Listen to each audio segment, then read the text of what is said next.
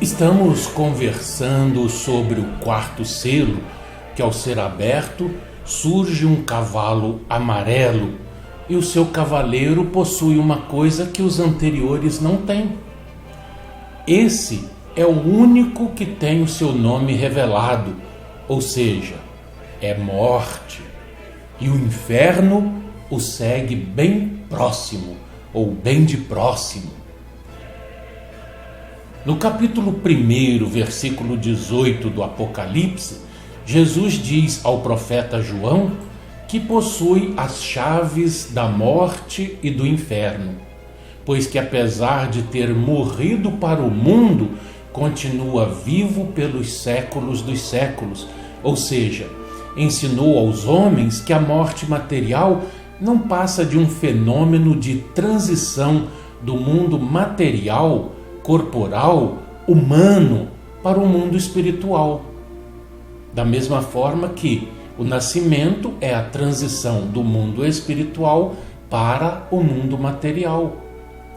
A palavra inferno no texto do quarto selo também pode ser traduzida como sepultura, o que, em outras palavras, indica que a morte, que cavalga em um cavalo de aparência mórbida, deixava atrás de si uma trilha de sepulturas, como a imagem narrada em Deuteronômio, em que um povo distante viria subjugar o povo hebreu, deixando a terra desolada.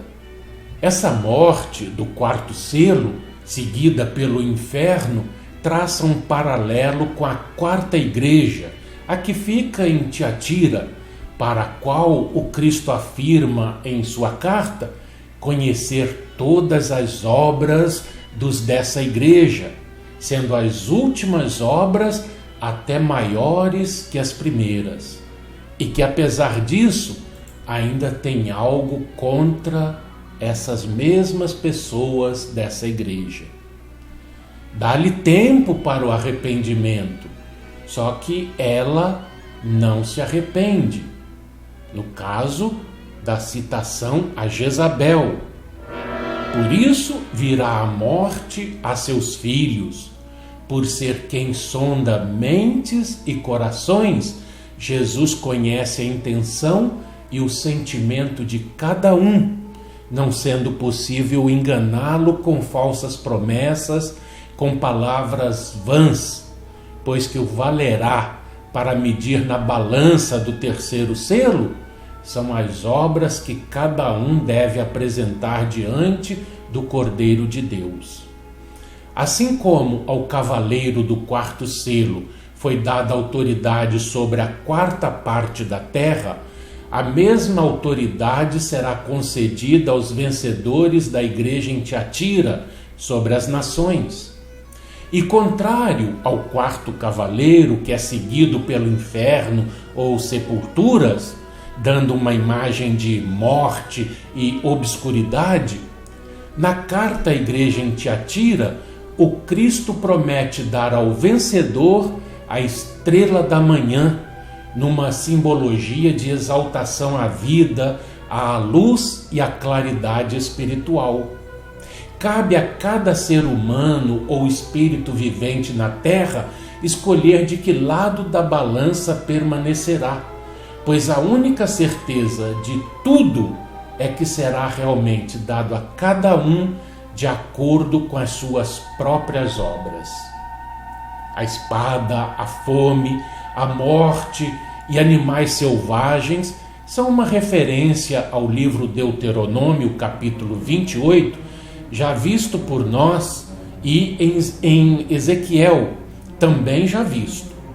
Na antiguidade bíblica, o Senhor utilizava-se das pragas para disciplinar seu povo e trazê-lo de volta para si quando se desviava do caminho correto, como na passagem do Decálogo, quando Moisés desce do monte com as tábuas da lei e encontra o povo adorando o bezerro de ouro e fazendo uma esbórnia daquelas.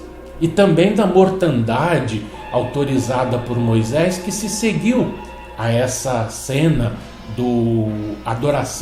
da adoração ao bezerro de ouro. Aqui no quarto selo menciona-se aspectos dos 2 cavaleiros anteriores, a espada do segundo cavaleiro e a fome do terceiro. A sequência em que esses elementos são colocados sugere que a sua intensidade está cada vez mais elevada, o que é um alerta para todos. A espada como símbolo de divisão do povo e a fome como símbolo da fome espiritual provocada pelo afastamento da doutrina do Cristo, levando quem continuar nesse afastamento à morte anunciada pelo quarto selo. Sobre essa morte, ainda falaremos em momento mais oportuno, explicando a que morte se refere, pois tudo na Bíblia está encadeado, tanto no Velho como no Novo Testamento, principalmente no Evangelho e no Apocalipse. Sobre a espada, ainda também falaremos quando chegarmos ao capítulo 19 deste livro, que é um capítulo com bastante informação, com bastante pontos que nós teremos que estudar bem devagar para poder entendê-lo completamente. Então, por hoje, como nosso tempo já se esgotou, vamos fazer uma pausa e no próximo programa nós continuaremos.